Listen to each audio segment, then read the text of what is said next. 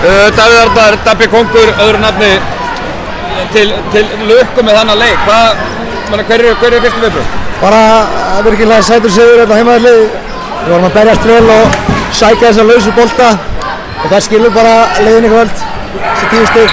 Hver er munurinn frá síðasta leik? Þannig að þið voru með þennan leik, fyrir utan opnununa, þá eru þið með þennan leik í vasanum bara allan tíman. Hvað er gameplanið eða? Já, sjálfsögðu, við alltaf erum þetta til þess að vinna leiki og meðan við erum að fá boltan inn, við erum að fá kött á réttum tíma, hann er að finna Kino sendingar út og við erum með rétt jafnvægi á milli að sækja inside og 3 stiga og svo erum við bara að sækja þessi sóknarfrákvöst og ef við náum að stíga það út og loka á þeirra sóknarfrákvöst þá erum við helviti góðir, við erum að halda því áfram. Kino hefur nú oft verið helviti góður en sjaldan eins og í kvöld, þannig að hann er með svaðalega tölur. Hvað viltu segja um hann? Bara eins og ég segi, þá hann er geggjaður í körfu og ef við erum að kötta vel með honum og opna völli fyrir hann, þá er hann óstöðandi. Þannig við erum bara að halda áfram að finna hann á réttu augnablikunum og naupa svo með honum, spacing.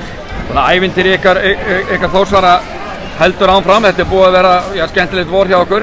Hvernig leggst næsti leikur? Laugardagskvöld í DHL, hvernig leggst það þig? Er það ekki bara það sem allir vilja gera? Erum við ekki í þessu til þess að spila þessa leiki? Ég held að þetta er draumur allar körfuboltamanna. Við erum komast í úrslitinn og við erum bara vinna eitt leik í einu, eitt play í einu, halda áfram að berjast. Hvert verður uppleggi fyrir þriðja leikinn heldur? Bara vera litla breytingar, reyna að halda áfram bara að sækja á okkar styrkleikum, finna okkar styrkleika, inside, outside, kötta, berjast þessa bolta. Þetta snýst of mikið bara hver er ákveðnari, hver vill þessi frákvæmst, hver sækir þessa bolta. Við þurfum bara að vera ákveðnari og dýrvillusir og með þessa stuðning sem hérna á getum við gert allan anskota. Þeir munu væntanlega fjölmenna, menn verður ekki bara Þorlákshöll tóm á Laugardalsvelli? Jú, ég held að það verður bara síðasti maður skellir í lás og það verður bara allir í DHL-höllinni á Laugardalsvelli. Flott, takk.